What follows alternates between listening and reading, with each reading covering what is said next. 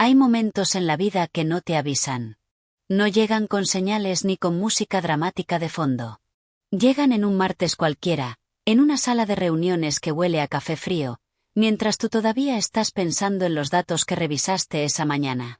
Yo llevaba 3 años trabajando en ese laboratorio. 3 años de mi vida, de mi tiempo, de mi cabeza. Y en menos de 5 minutos, me dijeron que no existía. Así empieza esta historia. Y sé que suena exagerado, pero quédense, porque lo que pasó después fue más grande que cualquier cosa que yo hubiera podido planear. Era un martes de marzo. Lo recuerdo porque ese día había llegado más temprano que de costumbre, con un café en la mano y una lista mental de cosas pendientes. El estudio estaba prácticamente terminado. Después de 3 años de trabajo, el artículo científico estaba listo para ser enviado a la revista. Era uno de esos momentos en los que sientes que algo importante está a punto de cerrarse, de la mejor manera posible. Mi supervisor, el doctor Ramírez, me había pedido que pasara por su oficina a media mañana. Eso no era raro. Teníamos reuniones frecuentes, sobre todo en las etapas finales de un proyecto. Así que fui sin preocupación, con mi cuaderno, con mis notas, con la energía de alguien que cree que está a punto de celebrar algo. Me senté frente a él. Él tenía la pantalla del ordenador girada levemente hacia su lado, lo cual tampoco era inusual. Me preguntó cómo estaba. Intercambiamos 2 o 3 frases de cortesía. Y entonces, sin ningún tipo de preámbulo especial, me dijo que había estado revisando la lista de autores del artículo y que había decidido hacer algunos cambios. Me quedé quieta. Él siguió hablando. Dijo que la contribución que yo había realizado era de carácter técnico. Que había sido valiosa, por supuesto, pero que no alcanzaba el nivel de contribución intelectual que justificaba una autoría en el artículo. Dijo que mi nombre aparecería en los agradecimientos. En los agradecimientos. Como quien da las gracias al técnico que arregló la fotocopiadora. Recuerdo que no dije nada durante varios segundos. No porque no tuviera nada que decir, sino porque mi cerebro estaba procesando lo que acababa de escuchar y no le encontraba ningún sentido. Era como si me hubiera dicho que el cielo era verde. Una afirmación tan alejada de la realidad que mi mente simplemente no encontraba por dónde empezar a responder. Él interpretó mi silencio como aceptación, creo. O quizás no le importó lo que fuera. Siguió explicando que él, como director del laboratorio y responsable intelectual del proyecto, y otros 2 investigadores senior, figurarían como autores principales. Que la decisión ya estaba tomada. Lo miré. Asentí levemente con la cabeza, porque mi cuerpo necesitaba hacer algo. Y salí de esa oficina. En el pasillo me crucé con Lucía, una compañera con la que llevaba trabajando desde el primer año. Me preguntó cómo había ido la reunión. Le dije que bien. No sé por qué lo dije. Supongo que hay golpes que necesitan un poco de tiempo antes de que puedas ponerles nombre. Llegué a mi escritorio. Me senté. Abrí el ordenador. Y estuve 5 minutos mirando la pantalla sin hacer nada. 3 años. 3 años de diseñar cada experimento, de analizar cada dato, de pasar noches enteras buscando el error en un modelo estadístico que no cuadraba. 3 años de ser, en la práctica, el motor de ese proyecto. Y ahora mi nombre iba a aparecer en los agradecimientos, entre el nombre del software que usamos y el del fondo que financió el estudio. No lloré. Eso me sorprendió a mí misma. No sentí ganas de llorar. Sentí algo más frío que eso. Algo que tardé días en identificar, pero que finalmente reconocí como una mezcla de humillación y claridad. Porque en ese momento, aunque todavía no lo sabía, algo dentro de mí había tomado una decisión muy silenciosa. No iba a discutir. No iba a suplicar. No iba a mandarle un correo furioso ni a ir a recursos humanos a montar un escándalo. Solo iba a esperar. Antes de contarles lo que pasó después, necesito que entiendan algo. Porque si no entienden que era exactamente lo que yo había hecho durante esos 3 años, el resto de la historia no tiene el peso que merece.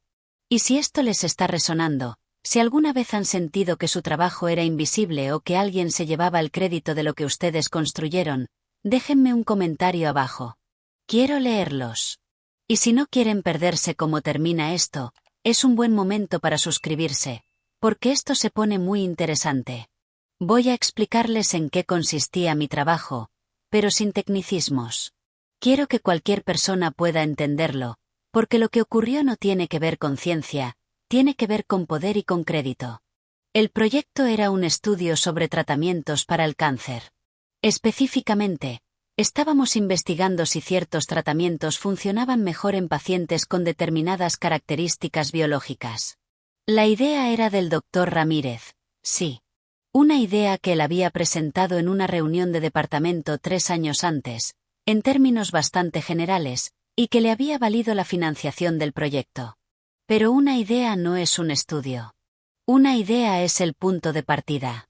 Lo que viene después es donde está el verdadero trabajo. Y ese trabajo era mío. Desde el primer mes, fui yo quien diseñó cómo íbamos a medir lo que queríamos medir.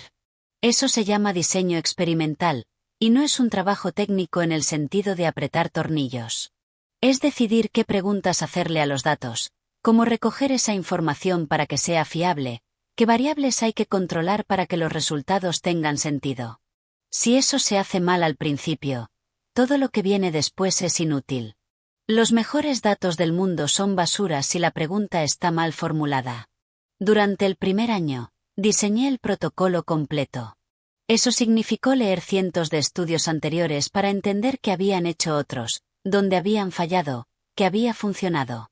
Significó reuniones con los médicos que iban a reclutar pacientes para el estudio, porque ellos también tenían que entender qué necesitábamos exactamente. Significó tomar decisiones constantemente. Si incluimos a pacientes con esta condición o los excluimos, si medimos este indicador cada semana o cada mes, si usamos este tipo de análisis estadístico o aquel otro. Cada una de esas decisiones tenía consecuencias. Y cada una de esas decisiones la tomé yo, con mis conocimientos, con mi criterio, a veces consultando con el Dr. Ramírez, pero la mayoría de las veces simplemente porque él no estaba disponible o porque el asunto no le parecía lo suficientemente importante como para dedicarle tiempo. En el segundo año, empezamos a recoger datos reales. Y ahí es cuando el trabajo se vuelve todavía más complicado, porque los datos reales nunca son limpios. Nunca. Siempre hay pacientes que abandonan el estudio, registros que están incompletos, mediciones que no cuadran con las demás. Hay que decidir qué hacer con cada una de esas anomalías, y cada decisión tiene que estar justificada, tiene que estar documentada, tiene que poder explicarse a cualquier científico del mundo que lea el artículo y quiera entender por qué hiciste lo que hiciste. Pasé el segundo año haciendo eso. Construyendo, básicamente, la arquitectura invisible del estudio. La parte que no se ve en el artículo final, pero sin la cual el artículo no existe. Y en el tercer año, el análisis final. Que es donde yo, honestamente, me sentí más orgullosa de mi trabajo. Porque los resultados no eran simples. Los datos decían cosas distintas dependiendo de cómo los mirabas, y había que ser muy cuidadosa para no caer en la trampa de ver solo lo que querías ver. Hubo semanas en las que los resultados parecían apuntar en una dirección, y yo tenía que volver a empezar porque algo no me convencía. No porque los números estuvieran mal, sino porque la interpretación no era sólida. El Dr. Ramírez apareció de forma sustancial en el proyecto en 2 momentos. Al principio, cuando presentó la idea y consiguió la financiación. Y al final, cuando el artículo estaba prácticamente escrito y él revisó las conclusiones y añadió algunas frases en la introducción. No digo esto con amargura. Lo digo porque es la verdad, y porque importa entenderlo. En los laboratorios universitarios, especialmente cuando el responsable es un académico con muchos proyectos y muchas responsabilidades administrativas, el trabajo real lo hacen los investigadores junior y los asociados. Eso es un secreto a voces en el mundo académico. Todo el mundo lo sabe. El sistema funciona así. Los directores de laboratorio ponen el nombre, consiguen el dinero, abren las puertas. Y las personas como yo hacemos el estudio. El problema no es el sistema.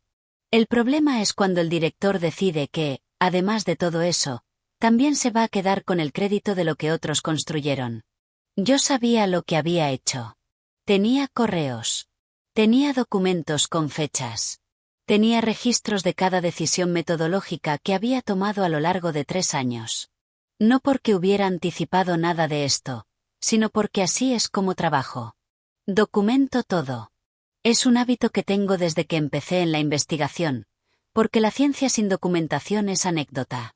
Y esa documentación, aunque yo todavía no lo sabía, iba a ser la pieza clave de todo lo que estaba a punto de ocurrir. El artículo se envió a la revista a finales de marzo. Sin mi nombre como autora.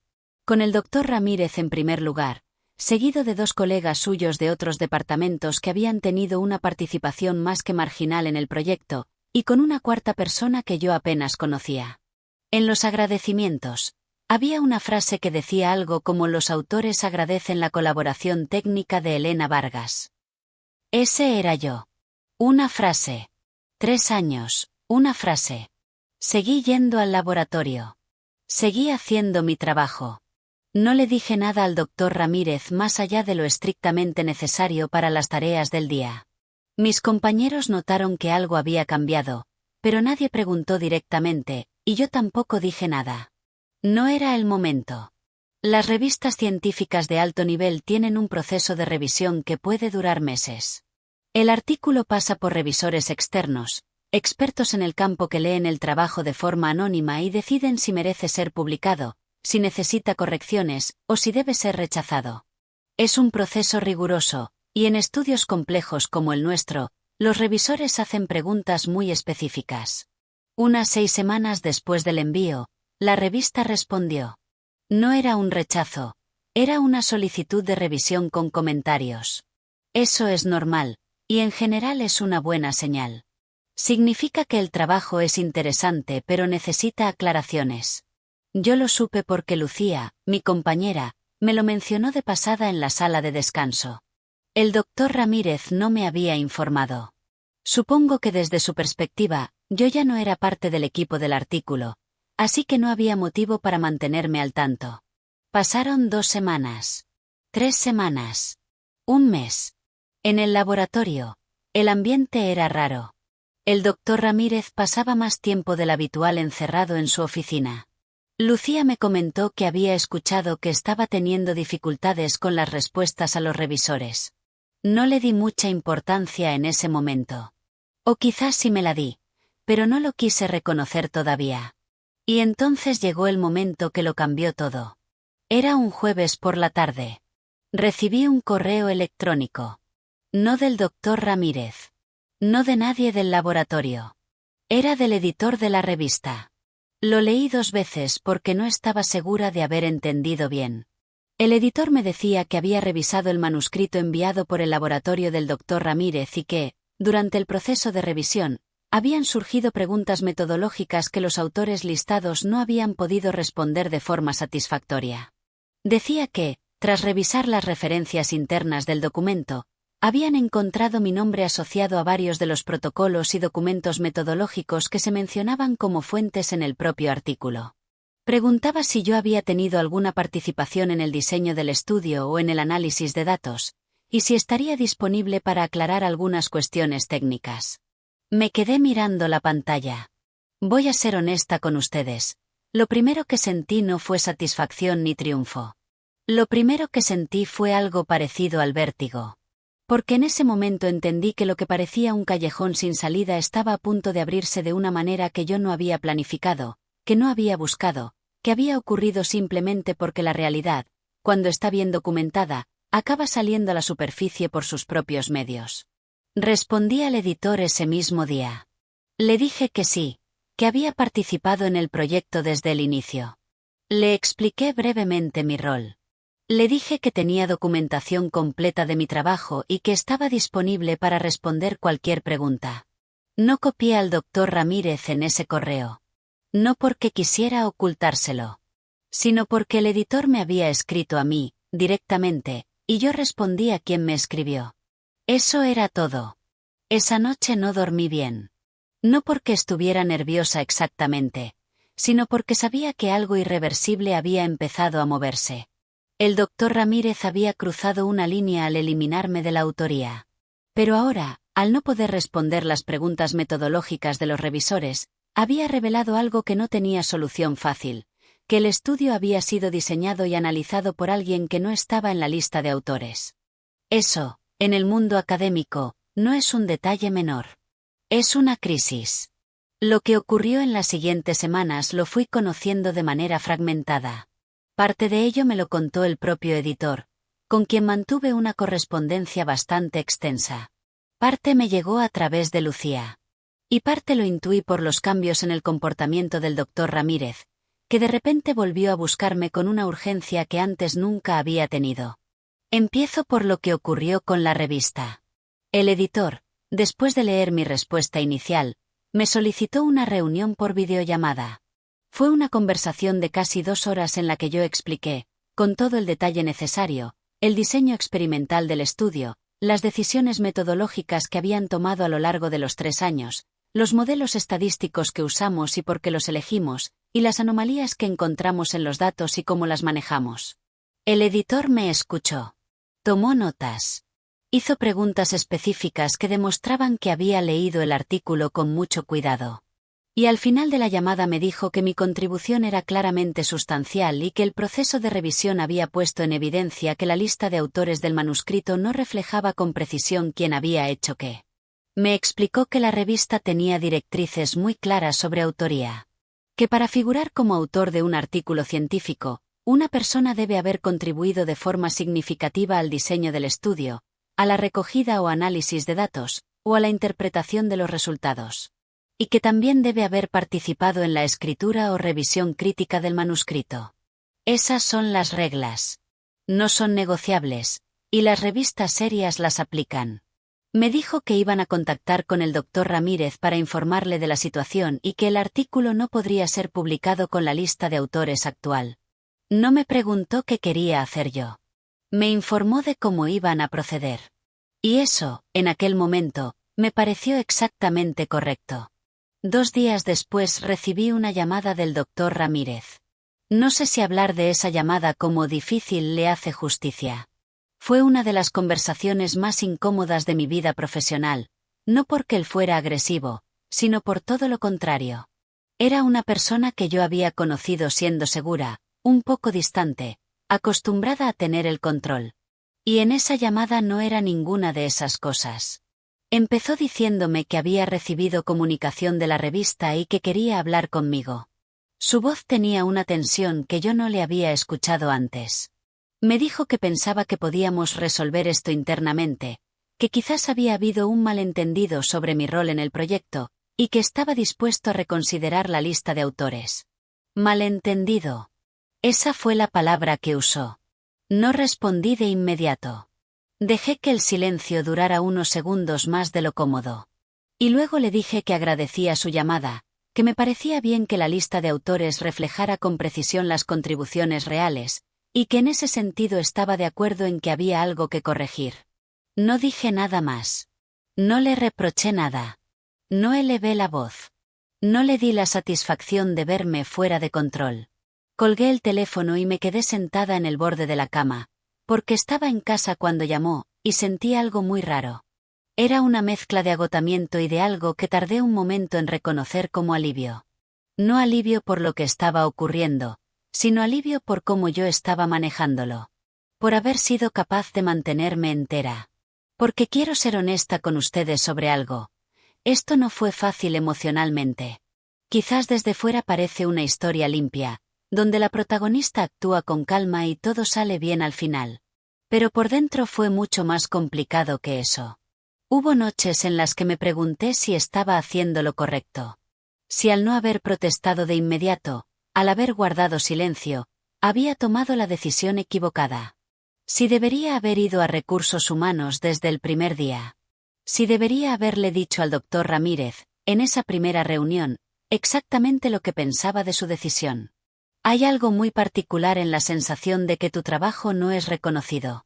No es solo una herida profesional. Es también personal, porque el trabajo que hacemos, especialmente cuando lo hacemos bien y con dedicación, está conectado con quienes somos.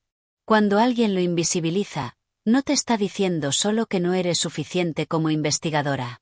Te está diciendo que tú, como persona que ha dedicado años de su vida a algo, no cuentas. Y eso duele de una manera que no desaparece solo porque después todo salga bien. También hubo días en los que me pregunté por mis compañeros. Por Lucía, que sabía lo que había ocurrido pero no había dicho nada públicamente. Por los otros investigadores junior del laboratorio, que también dependían del doctor Ramírez y que seguramente tenían sus propios miedos. Yo estaba en una posición de cierta vulnerabilidad, pero había personas en el laboratorio que lo estaban aún más. Y eso me pesaba. Mientras tanto, en el laboratorio, las cosas se habían vuelto extrañas. El doctor Ramírez me saludaba con una cordialidad forzada que resultaba casi más incómoda que si me hubiera ignorado directamente. Los otros dos autores del artículo, a quienes yo veía de vez en cuando en los pasillos del departamento, me miraban de una manera difícil de describir. No era hostilidad exactamente.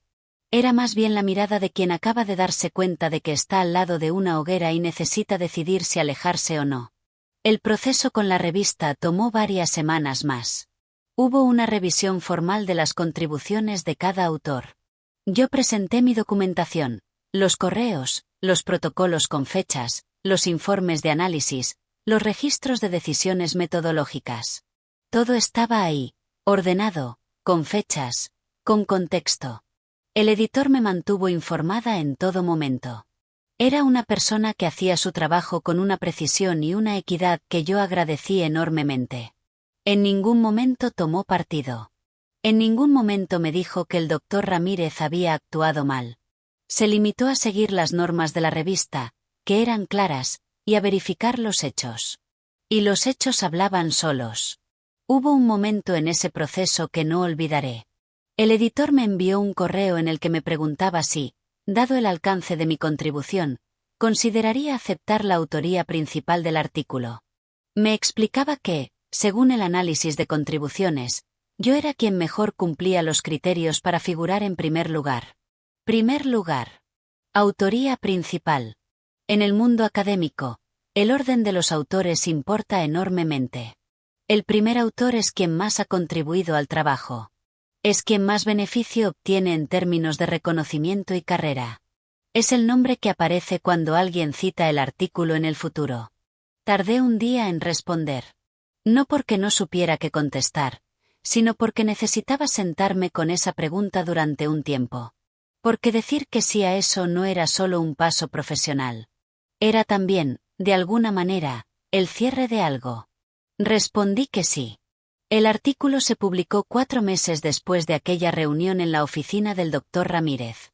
4 meses de proceso, de correos, de llamadas, de documentos, de incertidumbre y de un silencio interior que yo había aprendido a sostener. Mi nombre aparecía en primer lugar. El del doctor Ramírez aparecía en último lugar. Que en el mundo académico es la posición que suele corresponder al director del laboratorio o al investigador senior que supervisó el proyecto, no al investigador principal.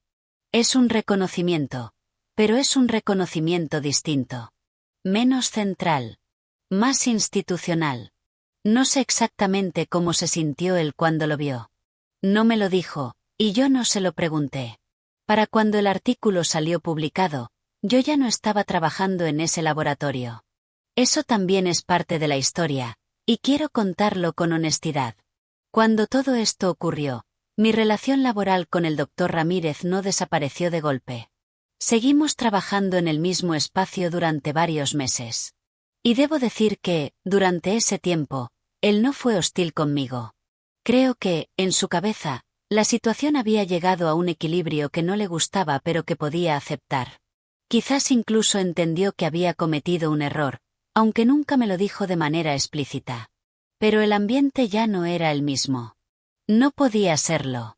Hay ciertas cosas que, una vez que ocurren, cambian la textura de una relación de manera permanente. No necesariamente con rencor, pero sí con una distancia que antes no existía. Yo empecé a mirar hacia afuera. El artículo publicado con mi nombre en primer lugar sobre investigación oncológica era una pieza importante en mi currículum. Era exactamente el tipo de trabajo que abría puertas. Y las puertas empezaron a abrirse. A los pocos meses de la publicación, recibí una oferta de otro laboratorio. Una institución más grande, con más recursos, con un equipo de investigación en el que mi rol estaría definido claramente desde el primer día. La persona que me ofreció el puesto había leído el artículo. Había leído mi nombre en primer lugar. Quería hablar con la persona que había hecho ese trabajo. Acepté. El día que recogí mis cosas en el laboratorio no fue dramático. Fue un viernes por la tarde, con la mayoría de la gente ya ida para el fin de semana. Lucía estaba allí, y nos dimos un abrazo largo en el pasillo. Ella me dijo que estaba orgullosa de mí. Yo le dije que cuidara sus documentos, con una sonrisa. Ella se rió. Fue un momento pequeño y genuino, y fue suficiente.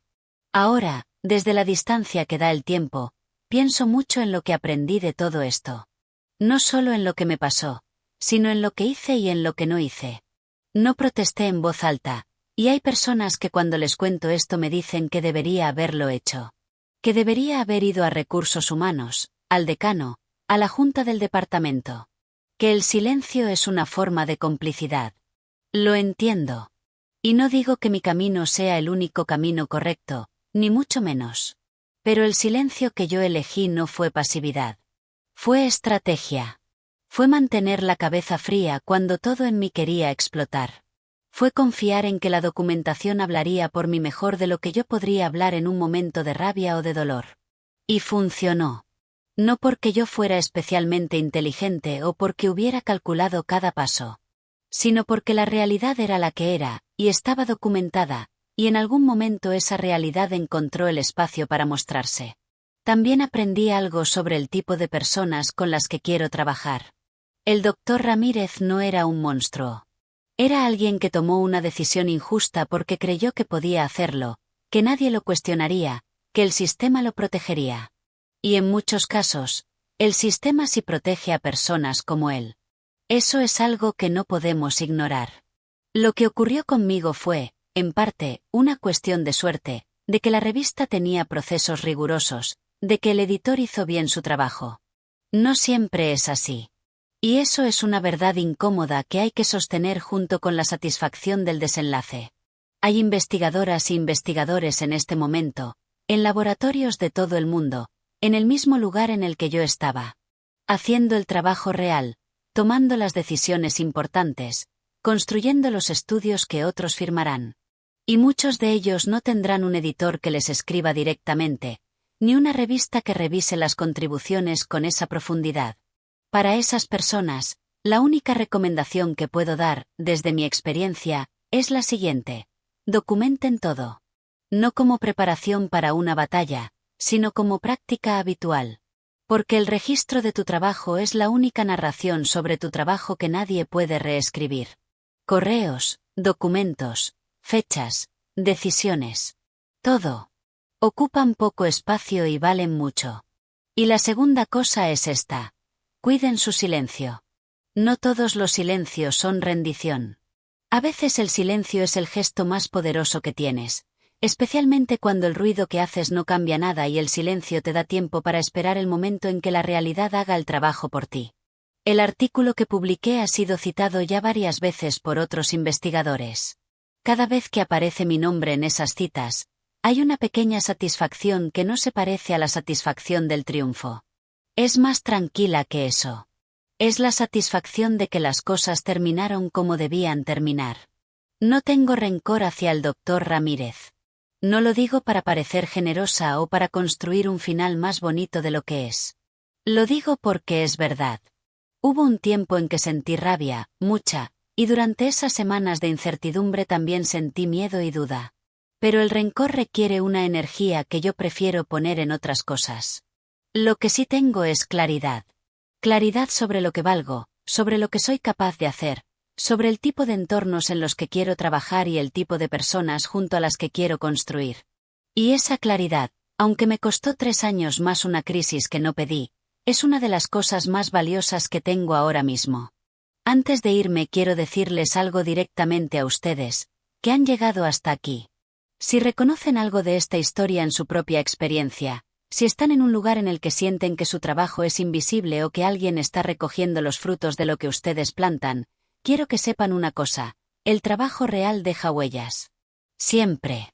En los documentos, en los correos, en las preguntas que los demás no pueden responder porque las respuestas solo las tienen ustedes. Eso no se puede borrar. Aunque saquen tu nombre de una lista. Y si esta historia les ha servido de algo, ya sea como consuelo, como inspiración o simplemente como compañía en un mal día, déjenme un comentario. Cuéntenme su experiencia, si quieren. Y si no quieren perderse las próximas historias, ya saben, el botón de suscripción está ahí. Porque hay muchas más historias como esta, y todas merecen ser contadas. Gracias por escucharme. Elena.